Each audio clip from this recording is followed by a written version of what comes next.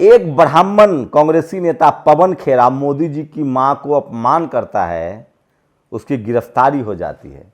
वहीं दूसरी तरफ बहुजन समाज के घर में घुसकर शालीमार गर्ग का नाम का ये ब्राह्मण सरेआम गाली देता है, फायरिंग करता है। स्वराज का गृह मंत्री नरोत्तम मिश्रा उसके पैरों में बैठा है। उस पर कब कार्रवाई होगी? आप सोचिए, इस देश में गाली देने की शुरुआत, ये गाली इनके खून में है।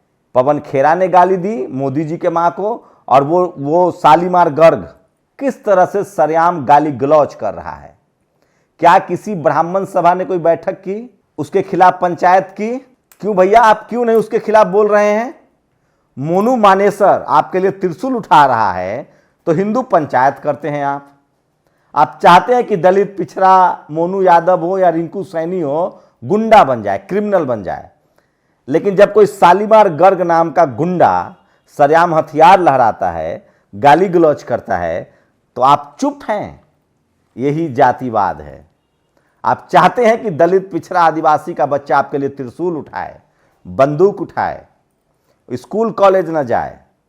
और शालीमार गर्ग जो है, जिससे गलती हो गई है, अब उसको बचाना है। एक वीडियो सोशल मीडिया पर वायरल हो रहा है, उसी धीरेन्द्र शास्त्री का। मैं वो दिखाना नहीं चाहता हूं। एक ब्राह्मण, वही ब्राह्मण पत्रकार एबीपी न्यूज का, सरेआम एक ब्राह्मण 12 साल का लड़का कहता है कि मैं 302 मतलब मर्डर कर सकता हूं। किसके लिए? हिंदू राष्ट्र के लिए। और उसको चलाता है, महिमा मंडित करता है। आप सोचिए, शालीमार गर्ग जैसे लोग, पवन खेरा जैसे लोग एक ही कैटेगरी के लोग हैं। इनमें जातीय अहंकार का नशा है, जातीय श्रेष्ठता का बोध है, और वो किसी को गाली देना चाहते हैं।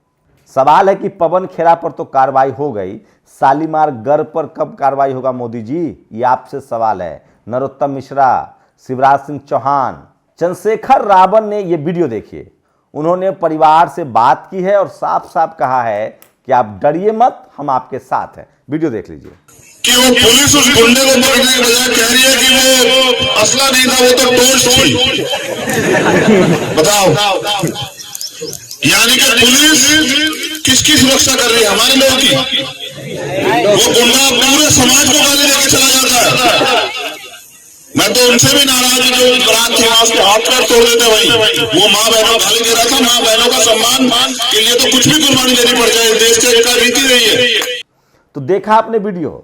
लेकिन यही नहीं है, ये धीरेन्द्र शास्त्री का जो पाप का घड़ा है वो भर नहीं गया है, फूट गया है। रोज लोग गायब हो रहे हैं वहां से। ओबीसी महासभा के एक कार्यकर्ता ने ये वीडियो जारी किया है, देख लीजिए किस तरह से वहां से रोज लोग गायब हो रहे हैं। कभी कोई बच्चे की मौत हो रही है, कभी किसी महिला की मौत हो रही है, लोग लापता हो रहे हैं। और इस गुंडे ने वहां ओबीसी की जमीनों पर कब्जा कर रखा है। एससी समाज के बहन बेटियों के साथ गाली गलौज करता है। इसकी प्रॉपर जांच होनी चाहिए कि इनके पास हथियार कहां से आ रहे हैं। मोदी जी की मां का अपमान ही उतना ही खराब है जितना इस शालीमार गर्ग नाम के गुंडे ने अपमान किया है। मैं फिर कह रहा हूं, इस तरह के किसी भी अपराधी के साथ खड़े मत होइए। लेकिन कौन लोग जाति देखते हैं, धर्म देखते हैं? मैं वही सवाल पूछ रहा हूं। इस देश में सबसे बड़ा आतंकवाद है तो वो जातीय आतंकवाद है। एनसीआरबी के आंकड़े उठाइए, सबसे ज्यादा जाति के नाम पर रेप होता है, जाति के नाम पर हत्याएं होती हैं। और इसके खिलाफ आपको बोलना पड़ेगा। और इसलिए मैं इस देश के लोगों से कहना चाहता हूं कि बहुजन समाज के लोगों, आप किसी भी कीमत पर किसी भी धार्मिक हिंसा में न फंसे, सामाजिक सौहार्द बनाए रखे, जातीय हिंसा में न फंसे। जाट, पटेल, मराठा, गुर्जर, राजपूत, आप तमाम लोग अपने बच्चों को पढ़ाएं, लिखाएं, स्कूल कॉलेज भेजें। इस तरह के किसी भी तरह के आतंकी घटना में न जाएं। धार्मिक हिंसा हो, जातीय हिंसा हो, इस तरह की हिंसाओं में शामिल न हो।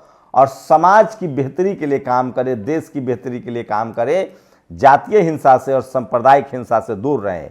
ये इनका बिजनेस है, इनका जातीय पेशा है। ये शालीमार गर्ग हो या धीरेन्द्र शास्त्री जैसे जो लोग हैं, ये अपना जातीय पेशा चला रहे हैं, लोगों को गुमराह कर रहे हैं, देश को ठग रहे हैं, लोगों की जान जा रही है।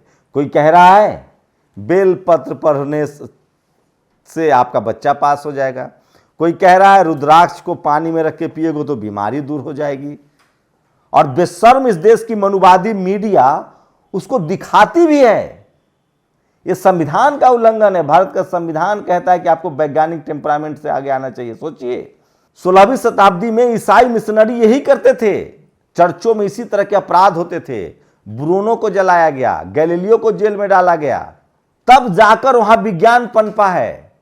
यहां आज क्या हो रहा है? आज किसी ने मुझे एक कहानी बताई, मैं चाहता हूं कि बताओ। सोमनाथ मंदिर में वो कोई था मुस्लिम जो कब्जा करना चाहता था, मैं उसका नाम भूल रहा हूं, मैं लबोलुआब कहानी बता रहा हूं। सोमनाथ मंदिर पर वो आक्रमण करने आ रहा था।